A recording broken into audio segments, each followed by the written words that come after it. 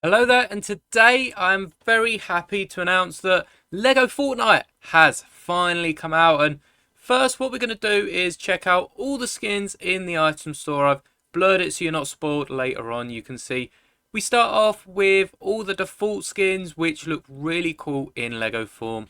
Not only do most of these minifigures have printed arms and legs on the side and on the bottom and back printing and all these other unique elements, but all this detailing is unique for every single minifigure. I've been playing with the Sled Ready Guff for a while, and the heads don't look too good, but at the bottom you can see that a higher detailed Lego style will be added to some of these minifigures later on, and that is all the minifigures with their hammer and spanner at the bottom. And you can even see it in their icon picture, it's just on the bottom left. I don't know really what most of these skins tend to look like in their regular Fortnite format, but I'm just going to go over all the ones that will be improved, so they are going to get an updated style at some point. There's the Meowsicles that we'll look at later. Here he is. And it just doesn't really look anything like the actual character, the Meowskulls. So hopefully we get these updated a bit sooner rather than later. And there are actually a few different minifigure collabs, such as the only icon skin to have a Lego version is Mr. Beast. So there's an interesting little fact. This skin here you do actually get by connecting your Epic Games account to your Lego Insiders, which is the one account you can sign into everywhere. Not only Ideas, Lego Shop, but now also Fortnite can be played through your Lego account. So it's great what they've done. And right at the top, this is the one I'm using, the new Clone Trooper. The minifigure isn't even out yet, and I suppose most of these aren't, but that phase one's coming in January. This Shock Trooper's pretty new.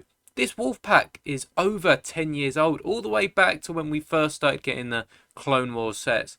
And this 332nd Clone Trooper, Ahsoka's Clone Trooper, came out this year. I'm pretty sure this is the Maul from the last Naboo duel set, so it's only a few years old, but I can't wait to see this Clone Trooper in the battle pack. So this is the one I choose to play with, and as you can see, the startup looks a little like Fortnite's Battle Royale mode. In fact, it works similar enough. You have quests, you have different things you can do, and there is of course an item shop, which we'll get to at the end of this video. You can see I've mentioned the quests, which I don't really touch on. There's not too many now, but you can connect your Lego account, and overall it's a great experience. The best thing about this is it's free, and not only that, but there's so much effort put into this.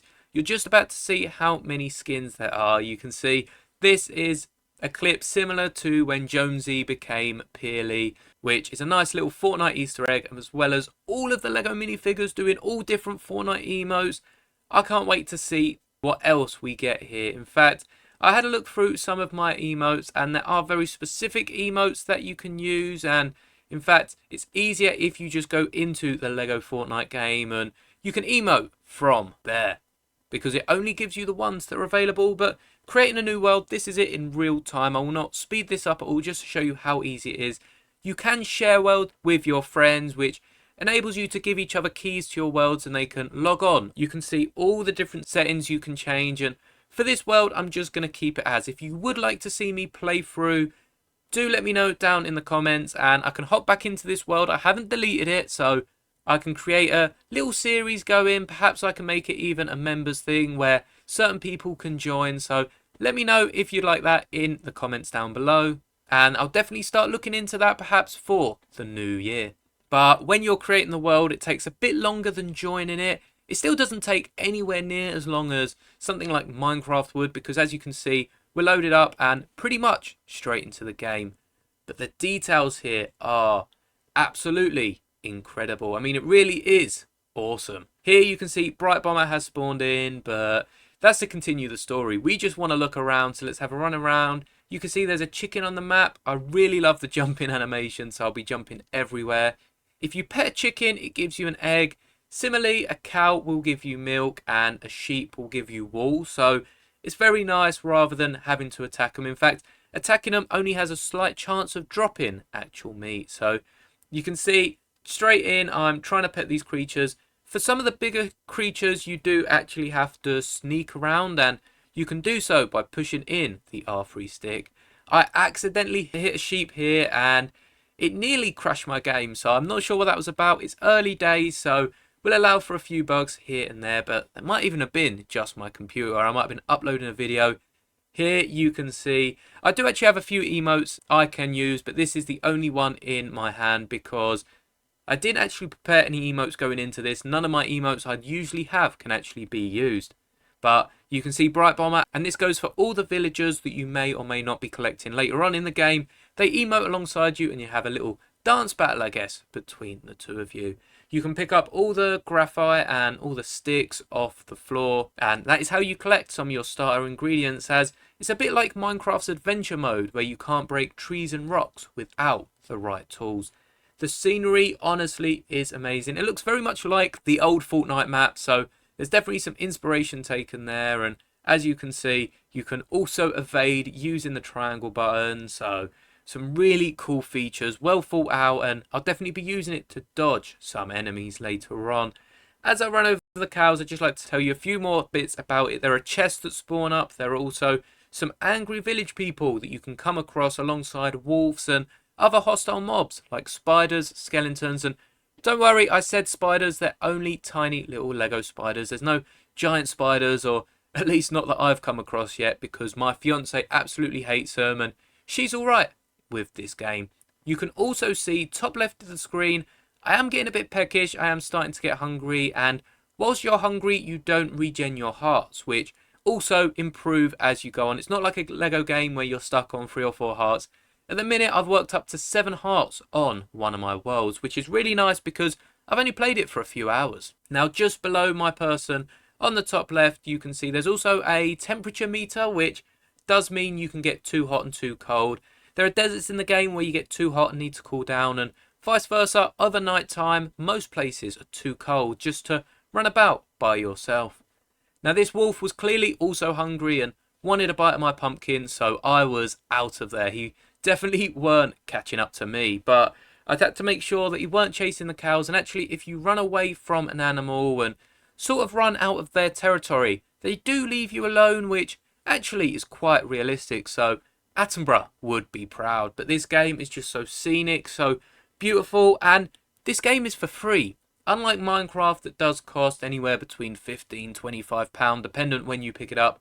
It's completely for free. You can see there was a building just in the distance there, and you can eat pumpkins, eggs, and even cook them into complex recipes. You can see here I'm eating a berry, and each of these foods decreases your hunger at different rates. The berry did 2 bars, the pumpkin does like 5, and the milk even does like 2.5 or 3. And as Bright Bomber saves me from the spiders, you can see they are quite small. I'm trying not to get too close to that wolf, but the villagers will also protect you, and I guess as long as you house them and feed them and give them things to do throughout the day, they'll make sure that no harm comes to your base.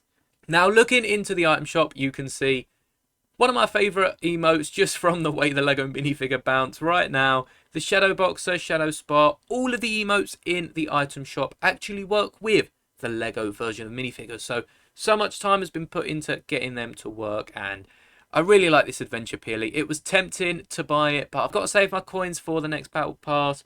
You can see every single emote here will work with your Lego minifigures and also work with your actual Battle Royale loadout. And it's very interesting because currently in the battle pass, every single emote also works in the Lego game mode. So they've thought it out very well, and I'm sure every single skin also has its Lego variant, as I did notice the skin you unlock straight away in the battle pass did pop up when we were looking at the Lego skins. So some of the detail for these minifigures really is awesome, and the switch step is another funny little emote, as well as the knee slapper, and a cool one is actually rock paper scissors, as it has a Lego rock paper scissors emote that changes with different Lego elements. And again, all these emotes have been built from the ground up to accompany all of the bricks that they use rather than the 3D molds. So you gotta love a dab, and this Llama Cadabra is really awesome. You can see the llamas actually are built from about 5 different Lego pieces. You've got the round 1x2, 2 studs on the bottom, an arch over the top for the head, and also a half rounded tile. All of these skins and emotes I'm sure took so much time to add into the item shop, and all of these are available every sort of 24 hours. This shop refreshed and had 25 hours left, so I'm not sure if they're slowly dragging it out because every 24 days you'd have 1 day less they need to account for. But these Toy Troopers and Plastic Patroller are really what they should have put out on the front page. And in fact, they did put them out near enough to the front page for the store. A Lego game mode, Toy Soldiers, it was meant to be. And you've also got all these different packs which save you money in the long run, but I'm afraid it's only the minifigures that can be used in the Lego Fortnite mode.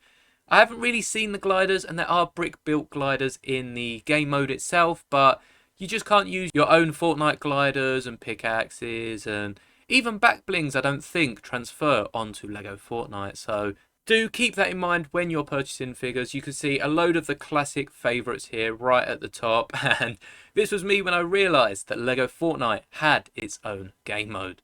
But it is really, really awesome, and there are so many different skins, emotes. There are probably thousands of skins that I haven't even touched the surface of, and right now, if you were to go down to the special offers and bundles section, you can get this True Explorers quest pack, which gets you your second Lego skin for free, and you're able to use this in the Fortnite Battle Royale game mode as well, and it gets you a few quests to actually unlock the skin, so you do have to work for it a little bit. But that is all of Lego Fortnite, and I hope you enjoyed. Drop a like if you do, and do let me know if you want to see this become a series in the new year.